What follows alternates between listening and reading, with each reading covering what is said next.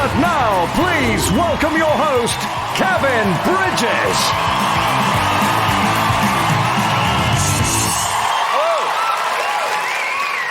Hello, good evening everybody. Welcome along to the brand new series of Stand Up for the Week. The show where some of the country's top comedians giving their unique views on the week's news. Are we up for a good night of comedy, everybody? What a week, everybody. Have you had a good week? Big guy here. He's wore his front row of a televised comedy show shirt purposely for the scene. The last time I seen this guy, he was selling comic books on The Simpsons. Look at him.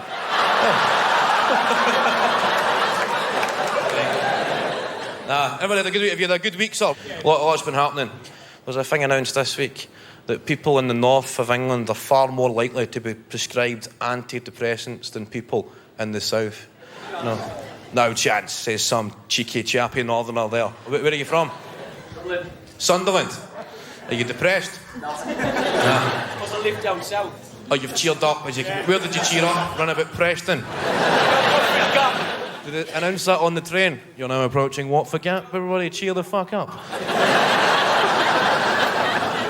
People actually get paid money to do this research. Top of the depression table were places like Blackpool, Doncaster and Salford. And bottom of the depression, the least depressed people are people from Kensington and Chelsea.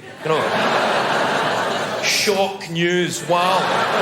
Who would have thought that people who shop in Waitrose, who spend their Sunday mornings doing Pilates, who drink frappuccinos, who cycle to work, who make six-figure salaries, are a bit more chuffed than people who have seen a dog's paw print in a human shite.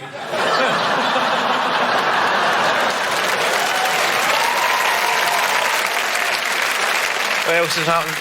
It's all kicked off in Libya. Some pretty big stuff happening. Now, that's a Libyan rebel soldier. That's the kind of guys that are attacking Gaddafi, trying to force the guy to step down. If you're Colonel Gaddafi, you're 68 years old. Who could be arsed with that level of hassle?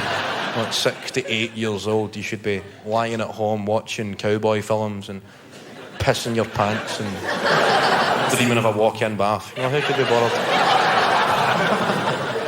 At first, I never actually thought that was a Libyan soldier. I thought that was just Ashley Cole arriving at Chelsea's training ground.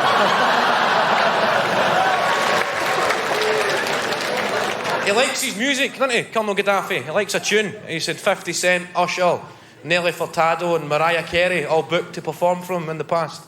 And all of them have given their fee back since the war broke out. I think he's going to have to drop his standards when he's booking his next music gig. It's going to be like Ollie Murs. Jedward performing it. Makita Oliver presenting T4 live on the front line. Those bombs going off, we're under strike. But give it up for Mumford and Sons. Sorry, give it up for Mumford and Son. Okay. Give it up for Mumford.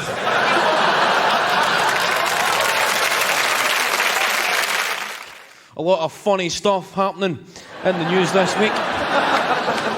We've had the constant threat of civil war in Libya and Bahrain. We've had an earthquake, a tsunami and a potential nuclear disaster in Japan. So, as a topical comedy show, we've pretty much hit the jackpot.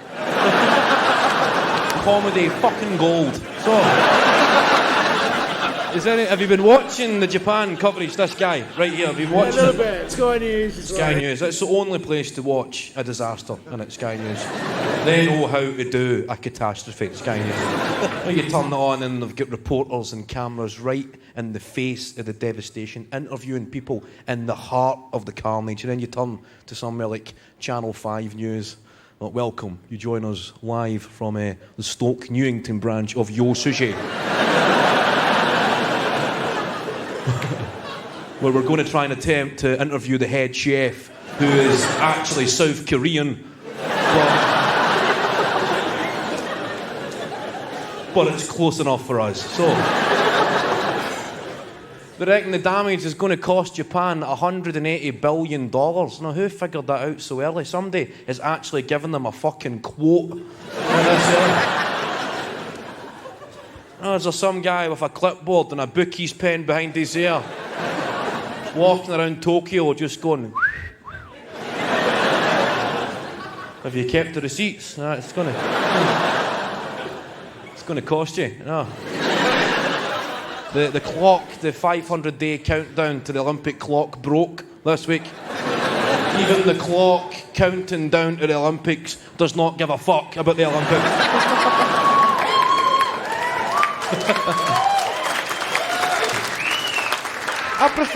I prefer the Olympic Games when it's abroad, when there's a time difference. And there's nothing better as a man when it's 3:30 in the morning and you're watching the women's beach volleyball, eating a cold pizza and nursing a chubby. You know, if you do that at 3:30 in the afternoon, you're going to get the sack, aren't you? Olympic tickets went on sale. Are we excited about that in London? Anybody from further afield? This guy. Further afield. Where are you from? Swansea. What's your name, Swansea guy? It's Chris. Chris. What do you do for a living, Chris? I construct and erect toboggans.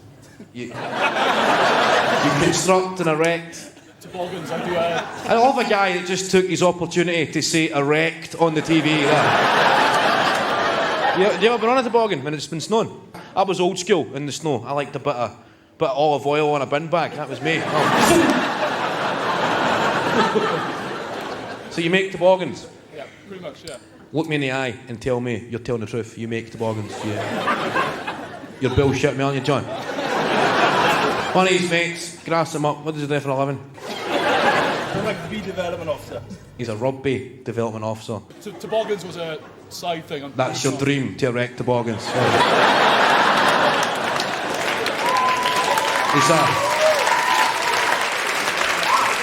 He's a rugby development officer, but a rugby development officer with a bit of hope in his heart that one day he can build a toboggan. How you doing? The guy there, what's your name? Lawrence. Lawrence, of course it is. Lawrence, of course. The stench of wealth is overwhelming from this guy. You've knocked it off the lady with these four, eh? 4 guys and 1 girl. The rugby player's going, ha ha ha ha ha. Who's holding the video camera? Ha ha ha. She is.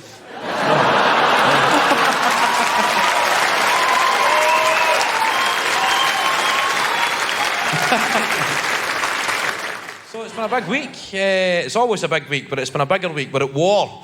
No, we're bombing a whole country because of a guy, Colonel Gaddafi, who lives in a tent. Right, we don't need fighter jets and Tomahawk missiles to get the guy out of a tent. All you need is a disposable lighter and a can of Lynx. A disgusting fart is enough for me to leave a tent. The petrol prices are set to rise. That's when we'll start giving a fuck. Petrol prices are set, they're the highest. Petrol prices are the highest all time. It could soon cost up to £200 to fill a tank of petrol. A lot of money. But think of the nectar points. It gives you an excuse at this time of austerity to purchase luxury goods. No, but people thinking, well, Colonel Gaddafi's got his critics. Well, I've got 75,000 points on my card. Let's go to home base and buy a fucking gazebo.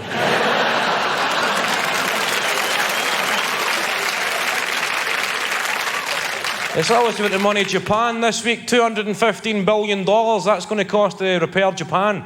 That's a bit insensitive giving them a quote this early, isn't it? How did they get that figure? Is there some guy in Japan with a bookie's pen behind his ear, with a clipboard, just walking around, just going... just kind of kicking stuff, just going, have you still got the receipt for that? You might need to leave it with us, mate. It's going to cost you. Anyway, we had the budget this week. It's the only time of year, the budget, when you actually care about pennies. You pretend to care. You know when people are saying 2p's going up on booze and you go, oh, that's a lot, but you don't really care. Have you ever bought something in a shop for like 98 pence and you've paid with a £1 coin, and then there's that kind of situation? It needs to happen fast. You need to get your change straight away. Otherwise, you need to stand there and you don't want to walk away and look at the big shot, just walking away. Or do you stand and then she forgets, oh, sorry, you actually want your change? And then you look like a tight bastard and you need a charity tin right there to sort this problem. You don't even know what charity you're giving it to. It could be anything, you're just putting 2p in. Guide dogs. Anyway, anybody got a guide dog? Anybody got a Labrador? No. What about you, big guy? What have you got? A Staffordshire Bull Terrier? That's a real man right there. You have got a staff? Yeah, I've got a staff, Yeah, of course you've got a staff. That was by no means a stereotype joke. That was bang on accurate. This man owns a staff. This guy breeds staff. What's your name, big guy? John. John, of course it's fucking John. No nonsense. What do you do for a living, John? My ass husband. You're a house husband? Yeah. Just sits at home fucking punching the wall. Is your wife at this table? So there's that's a good impression of his shape. She does a good impression of the sheep. Yeah. Alright, so when did you discover that? It sounds like a great house you've got there. You just stay at home and make your wife act like a farmyard animal. The kind of family-friendly Joseph Fritzl sat here.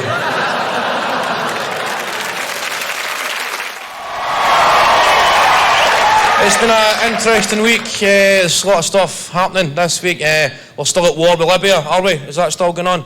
I don't really know how we're getting on. I've Sky Plussed it and I'll find out. Maybe. Colonel Gaddafi, he's still hiding out in a bunker, protected by 40 female virgin bodyguards. It's quite a specific job title, isn't it? How do you apply for that vacancy? Hi, my name's Sandra. I'll gladly take a bullet, but I refuse to take a cock.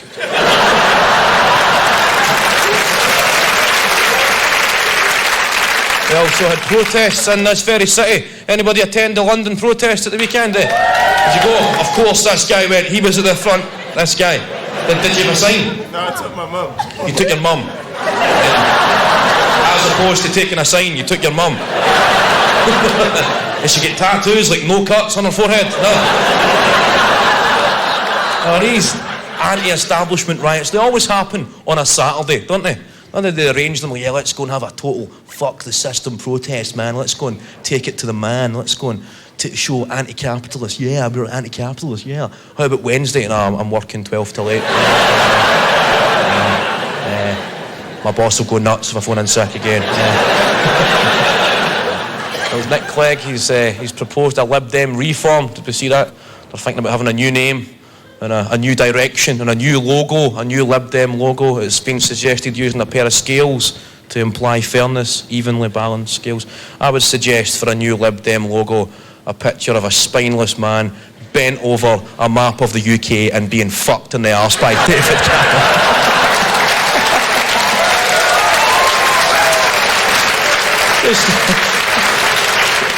Folk Lib Dem and just have David Cameron just fucking away. Liberal Democrats, we get fucked in the arse so you don't have to. That's their new slogan or whatever. It is quite depressing, the news recently. Sometimes when the story becomes so bleak, it's only the way that it's reported that you can see the funny side.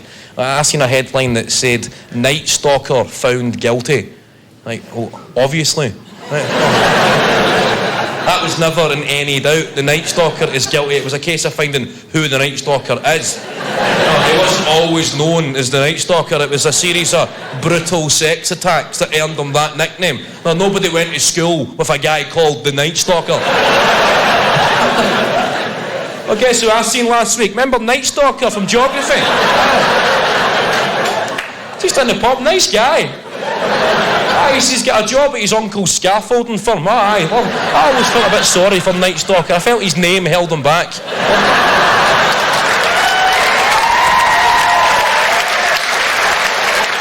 It's been a sad week. I don't know if anybody knows the sad news. The misery continues. The off-licence odd bins has went into administration. The off-licence odd bins went into administration, and the Daily Sport has went out of business. So two monumental parts of my teenage years have died in front of my eyes this week. But the memories will live on. The memories will live in our hearts. Odd bins, when you walk in underage, about 16, trying to get served alcohol, walking in with the confidence of youth. So, can I have a bottle of the house cider, please? A 3 litre bottle of the house cider. White lighting, I believe it's called. Any ID? ID. I must have left that in the car. We were dropping off the kids at the babysitters, as you can see. We're going to a dinner party this evening, the wife and I. Fuck off, son. So what else has happened this week? The government are trying to get hundreds of thousands of people off incapacity benefit and back to work. We see that. If people can't work, then they can't work. We're just going to test people's patience. Like, doctor, my uncle can't even move. What kind of job do you expect him to do? Be a fucking scarecrow? Look at him.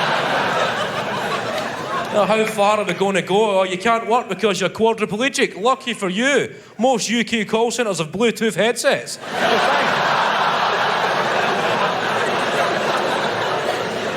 There's not even any jobs anyway. We're trying to get people off incapacity benefit and onto job seekers allowance. Trying to get them from £73 a week to £65 a week, saving the government £8. Brilliant. The same government that let Vodafone off with a £6 billion tax bill. What the fuck is it to them if some guy in his 50s wants to lie about having a dodgy knee so he can stay at home, scratching his balls, eating quavers and watching Cash in the Attic? Who gives a fuck? Let that man live his life. Oh, stuff, Fulham. Any Fulham fans in? Fulham, they've erected a Michael Jackson statue outside their stadium. Mohammed Al-Fayed, the chairman, said if you don't like it, you can go to hell or go to Chelsea. I think Roman Abramovich, Chelsea's owner, should come back and have a laugh about this situation. No, you never have billionaires having a laugh. He should erect a statue of Gary Glitter outside Stamford Bridge.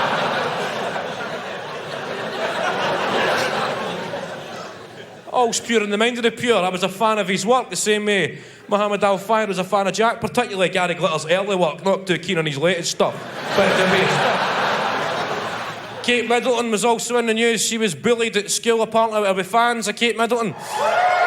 Some guy wolf whistled. She's all right. I'm looking forward to seeing her on £10 notes and stuff like that. Kate Middleton, she's all right.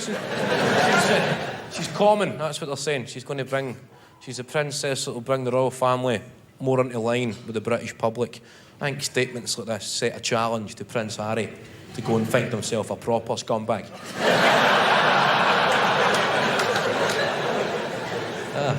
I want to see Prince Harry marrying a 19-year-old beauty therapist from Warrington. Showing up at Buckingham Palace with orange fake tan on and a pair of Ugg boots. Asking Prince Philip for his BBM pin. I want to see Prince Harry on Take Me Out with Paddy McGuinness. They're all wedding. It's a day off as well. It's a holiday, isn't it? Just hopefully we can time the Queen's funeral. Maybe get a long weekend.